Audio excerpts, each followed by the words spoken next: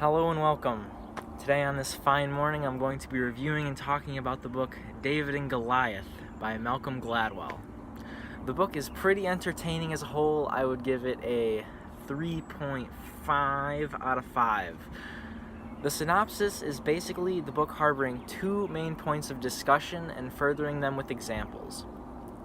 The first is that there is beauty in an underdog successfully winning. And the second is that we look at these types of fights all wrong.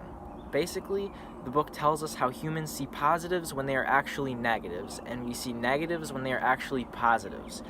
Every situation has its own strengths and weaknesses, yet we tend to push certain types of characteristics as one or the other, when in reality, it's all dependent on the certain type of situation at hand. David is able to beat Goliath based off his skill at long range, while Goliath is killed because he is large, which makes him extremely slow to dodge David's attacks. Alright, now we'll talk about what book this most connects to.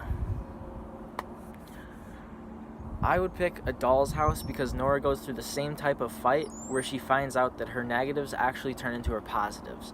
The secret she so desperately kept from her husband turns out to be the catalyst of her own freedom and independence, as well as her husband seeming independent and strong in the beginning, only to be left alone in a hard-to-manage situation due to his personality, which was seemingly normal and adequate at the beginning.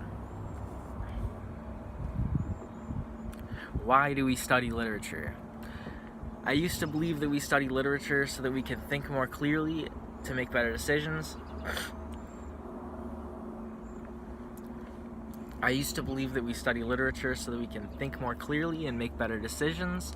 I believe we study literature so that we can understand different perspectives.